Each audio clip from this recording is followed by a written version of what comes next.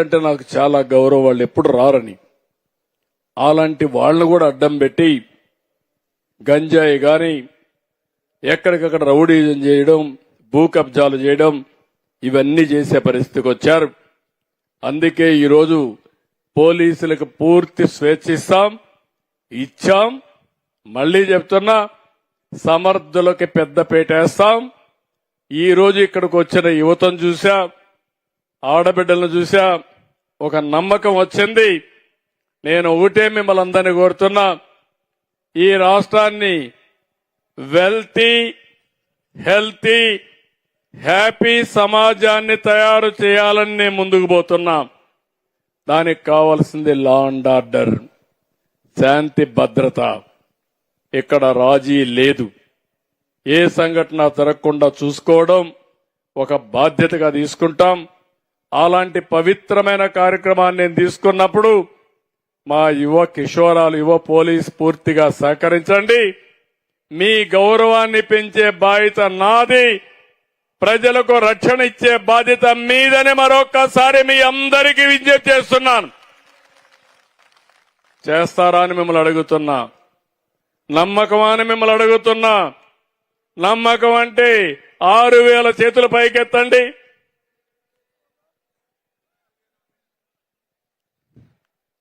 Okay, శబాష్.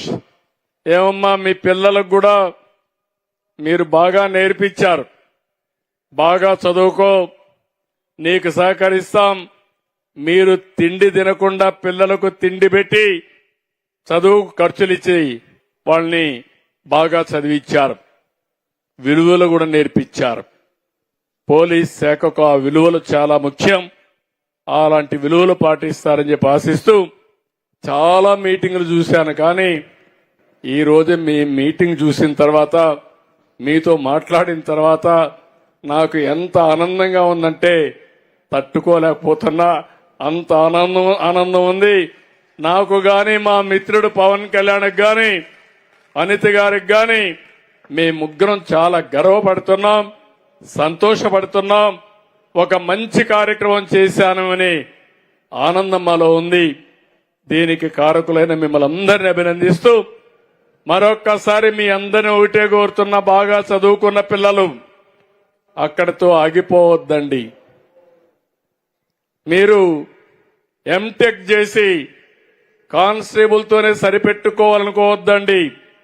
ఇది మొదటి మెట్టు మాత్రం. కష్టపడండి. నేను కూడా మీలాంటి సాధారణ కుటుంబంలో పుట్టిన వ్యక్తినే.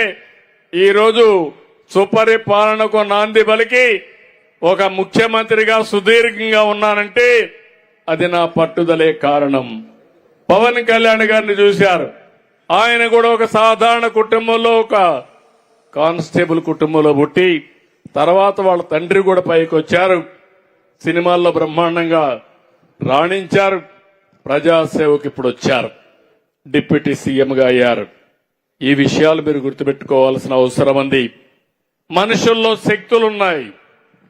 ఆ శక్తికి సానబెట్టిన ప్రతి ఒక్కరు కూడా రాణిస్తారు. సానబెట్టడం ఆగిపోతే మీకు నెక్స్ట్ స్టెప్ కనపడదు, అక్కడే ఉండిపోతారు. ఇది గుర్తుపెట్టుకోవాల్సి కోరుకుంటూ మరొక్కసారి అందరికీ మనస్ఫూర్తిగా కంగ్రాచులేషన్ చెప్తూ, అభినందనలు చెప్తూ, అందరినీ కూడా అభినందిస్తూ, మీ అందరికి కూడా నాకంటే చాలా మంది పిల్లలు కాబట్టి నిండు మనసుతో ఆశీర్వదిస్తూ ఆల్ ది బెస్ట్. కంగ్రాచులేషన్.